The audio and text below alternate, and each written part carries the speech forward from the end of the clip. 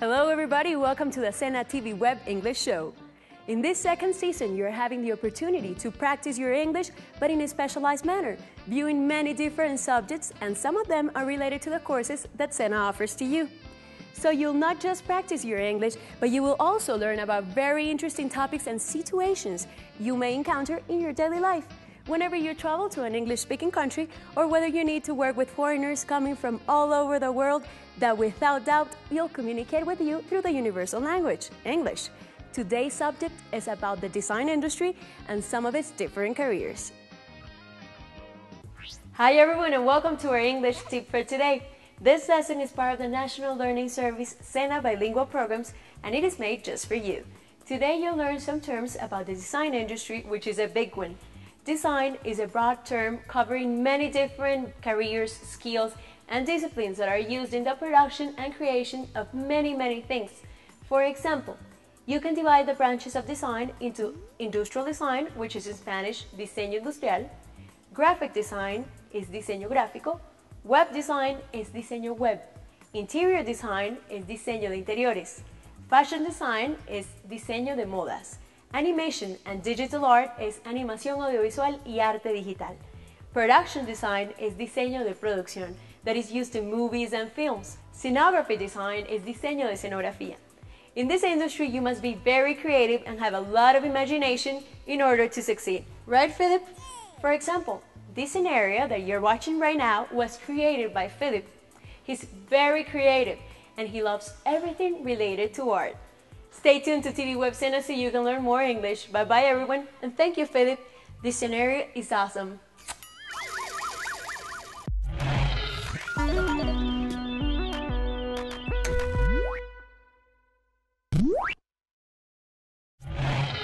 Hoy, capítulo 7, Bilingüísmo Inglés. Do you know how you can turn a local neighborhood bakery into an elegant high-end cafe? Well, Lorena Ramos Rad, an interior designer specialized in commercial spaces or retail design, will show you how to visually transform these places. Let's see her recommendations and how she puts a touch of magic in everything she designs.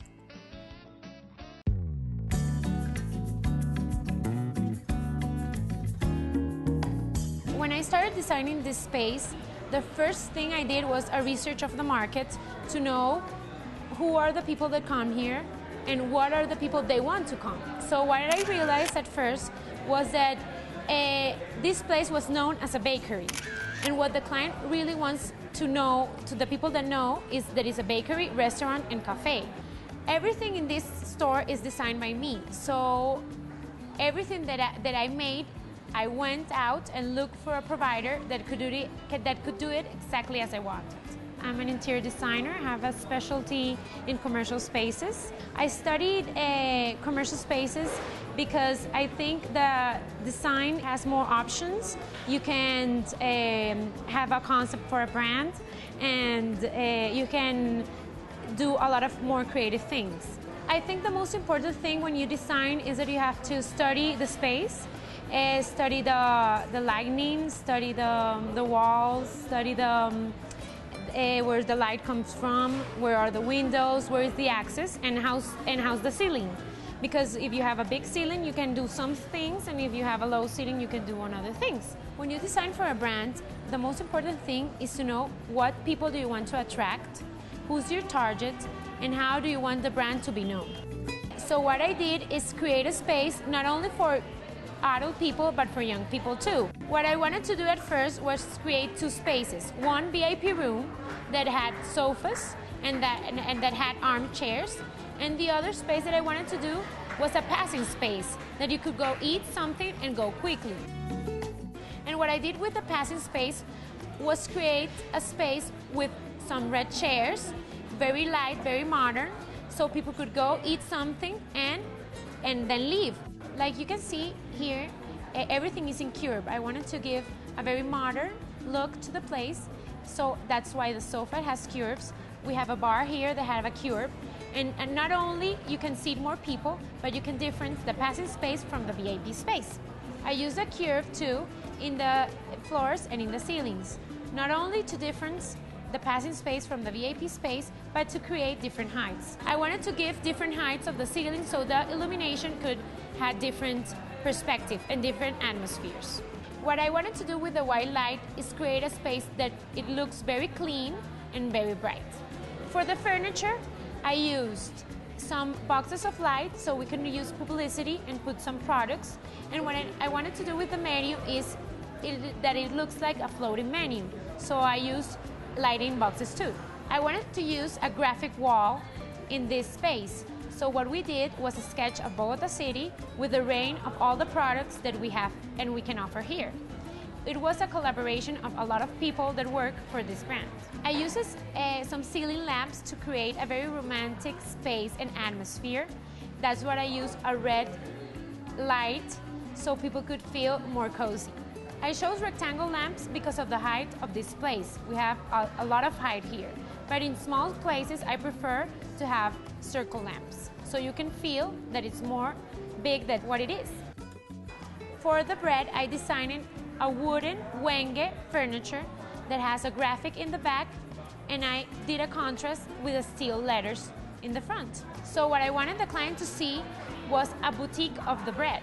For the tables, I used a wenge wooden table with a base in steel. There are 60 by 60 centimeters, and it can be used for 2 spots or 4 spots. My first advice for people that study design and that want to design is to know your space not only in the 2-dimension but in a 3-dimension. The other advice that I always give is always create in paper or in a computer what you want to do. My third advice is always look for reference, like in books, magazines, or in the internet. My fourth advice is know your budget, because you always have to know how much you can spend. My fifth advice is look for providers and always ask for a sample.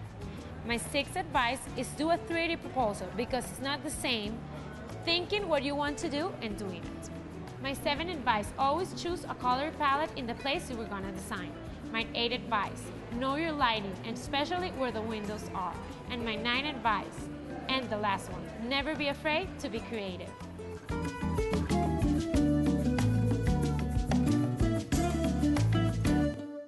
We'll be right back after this short break with more English, specialized in design, and with 2 graphic designers who won a prize worldwide. Do you want to know who they are? Stay tuned. This is Sena TV Web in English. Do you know what does retail design mean? Estás viendo Bilingüísmo Inglés, capítulo 7. Do you know what does retail design mean? Retail design. Retail design is an interior design of commercial places where goods are sold to the public. Retail design aims to make these commercial spaces more appealing and inviting to customers. It may also include product placement and packaging. Retail design can take in store frontage, lighting, furniture, point-of-sale displays, merchandises, and signage. Retail design significa diseño comercial. For example, retail design works on the premises that if customers find a commercial space appealing, they will want to spend time there and therefore buy products. Christian Strader and Pablo Barreto are 2 graphic designers of a very popular Colombian magazine for young people. They took a risk and ventured to break the mold with a chaotic graphic design about the end of the world in an issue that won a prize worldwide from the Society of News Design in the United States. Let's see why their style and graphic proposal stood out among the rest.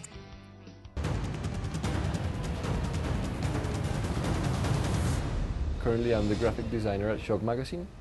My functions include getting together with the editorial council and helping them communicate visually what they want to communicate across in each edition of the magazine. A graphic designer's job is to communicate visually a concept. So if our concept wants to transmit like youth and modern stuff, well, that's just how I do it. Right now, Shock Magazine is considered like the leading youth culture magazine in Latin America. Our style is very young, modern, it's daring.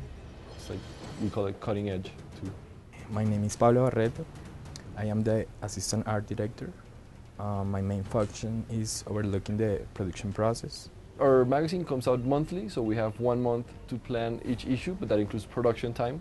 So we basically plan for 2 weeks and produce for 2 weeks. I think our strongest characteristic in Shock Magazine is that we try to make every page different. A lot of magazines have like templates for pages and for sections. There is no one page alike to any other page in any issue, basically. So that makes it a little more interesting. I think our magazine has a contemporary approach towards design. In January of this year, Shock Magazine won an Excellence in Design award from the Society of New Design. It's an international competition. More than 6,000 entries were received by them. We won in the special sections category, which is a category for special editions. Our edition was the End of the World edition, which is this one. It's a very special edition because, as you can see, it really doesn't follow any editorial design rules. So for us, it was like a big gamble, and we were very happy to receive the prize. When we submitted this issue to the contest, the people told us we were crazy. So for us, it was like we were really happy to receive the news that we won the prize. We felt like mission accomplished. Like now you can start trusting us a little bit more with our design decisions. I think it's a very creative issue. I've never personally seen anything like it. It was a lot of hard work, and I think maybe that's the reason why we won it, because it was something very, very different. It's like a little bit chaotic, but it follows a certain order, and I think that's what the judges recognized. What inspired us to design this issue the way we did is what should inspire every designer to design. There is a concept behind your work. You don't design just for the sake of designing. So we sat down with the other designers, the editorial team, and we wanted to make, like, if this really is the end of the world, how do you want to read a magazine? You're not going to be comfortable reading just regular pages. So let's make it chaotic, let's make it like anxious to read.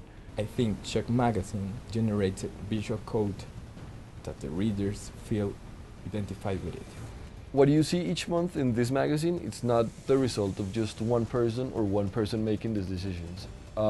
We are a team, and every decision is we talk about it with the editor, with the director, and myself and the design team.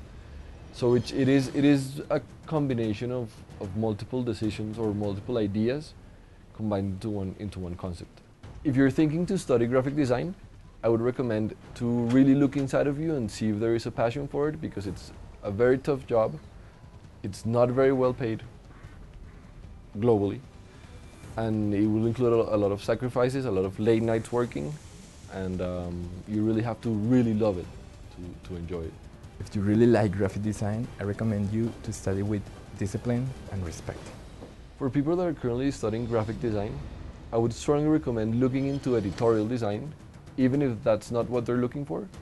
But editorial design gives you a lot of discipline, a lot of commitment, and it really covers all the things that you will need to do in each field for graphic design. My biggest reward in this job, especially in Shock Magazine, is each month getting letters from our readers saying how great the magazine is to read, how beautiful it looks, that they want to collect it. The reward at the end of the month, seeing your work printed and seeing how you really want it and not something that you did in a rush, is very rewarding. We'll be right back after this short break with more English specialized in design. This is Sena TV Web in English. Don't move. Do you know what a landscape designer does for a living? Estás viendo Bilingüísmo Inglés, capítulo 7. Do you know what a landscape designer does for a living? Landscape designer. A landscape designer creates the layouts of outdoors areas such as parks, museums, residential areas, gardens, golf courses, and campuses. They examine the worksite and plan out the arrangement of walkways, trees and plants, buildings and roads to come up with a layout that's practical, attractive, and safe. In Spanish, a landscape designer is a diseñador de paisajes o jardines. For example, this museum hired a landscape designer to have a safe and beautiful entrance. Have you ever imagined what it would be like to be the graphic designer of one of the most influential newspapers in Latin America? And to be the web designer of one of the most visited websites in the country, a web page that has millions of internet users around the world? Juan Benavides is a graphic designer at one of the most important national newspapers in Colombia, and in the website of this same newspaper, David Lopez works as a web designer of the main provider of online news in the country. Check out our following segment so you can see what tips they'll give to you.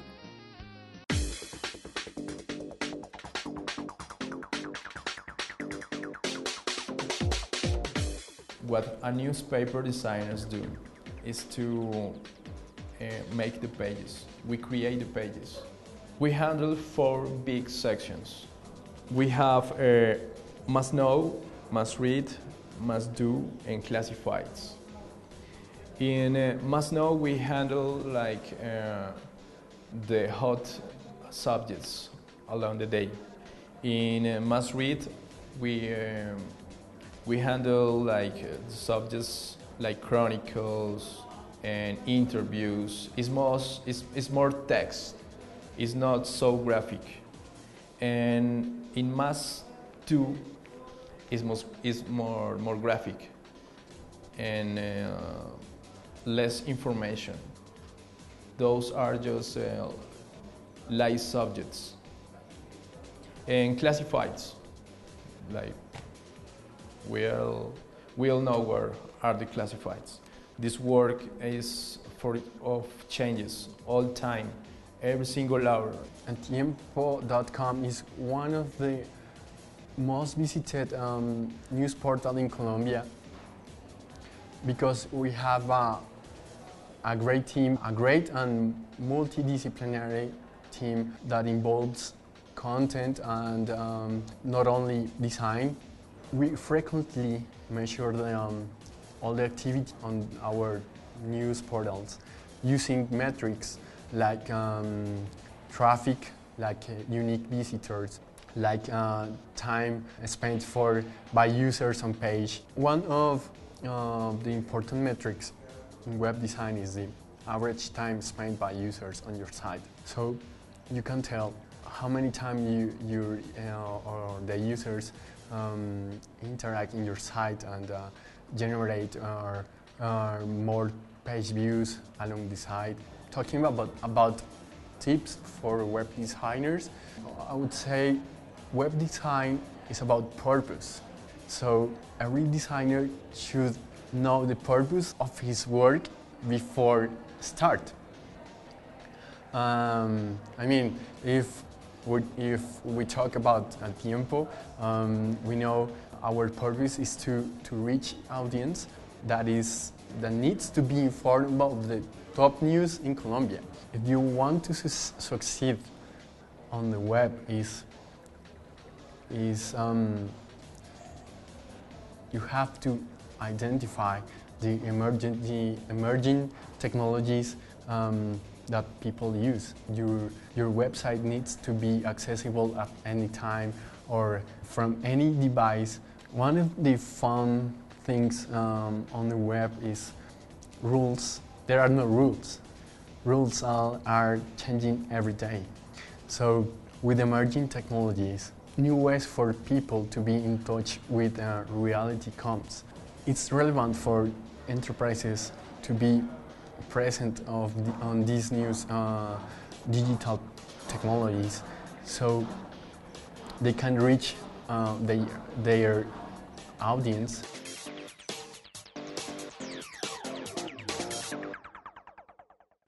Gavin Schaller has a tremendous passion for design.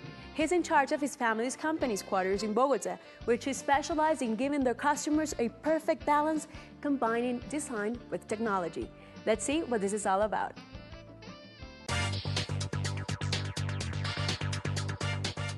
We try to be pioneers in giving people a better lifestyle.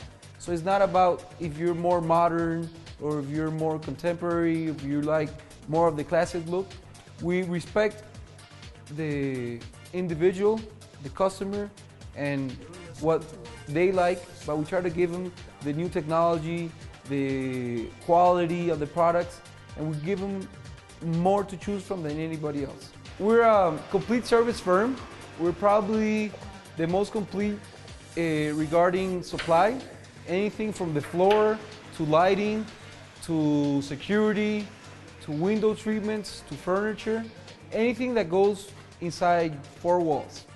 Schaller characterizes itself by having a very modern and contemporary design, but we also like to give warmth or a feeling of home to all the places we design. We like to use a lot of wood.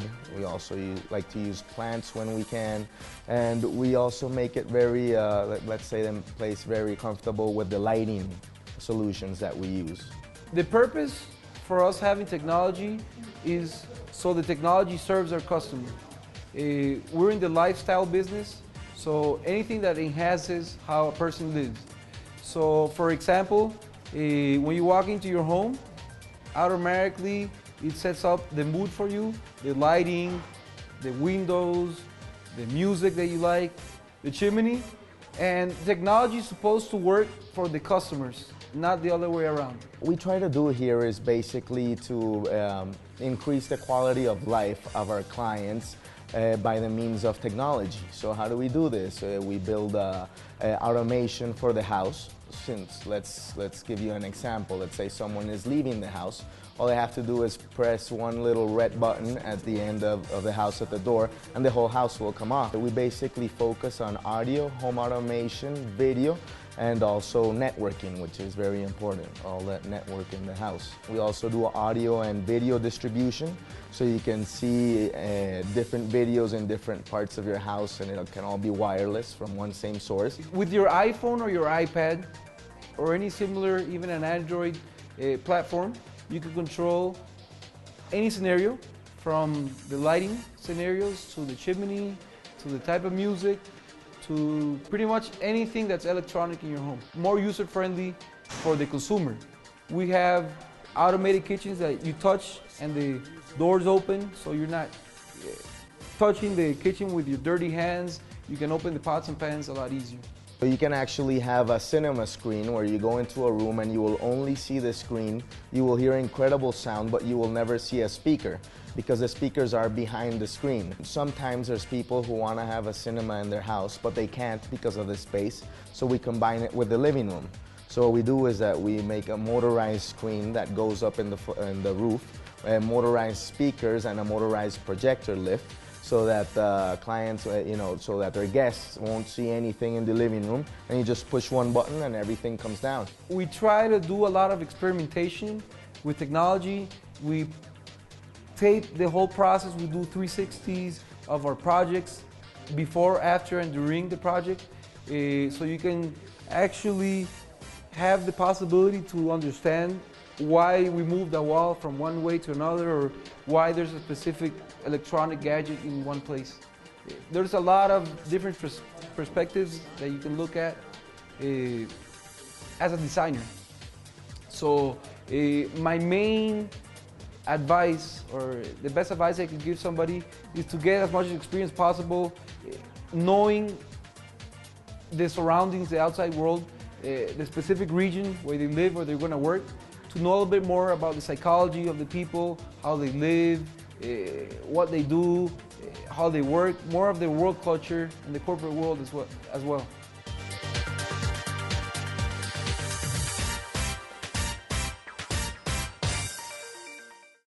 Well, my friends, that's all for today. We have reached the end of our show, and we hope that you will continue to join us on this journey through the English language in each one of our different subjects.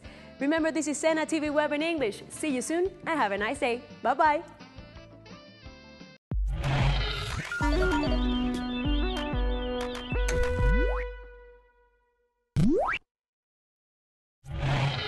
Acabas de ver Bilingüísmo Inglés, capítulo 7.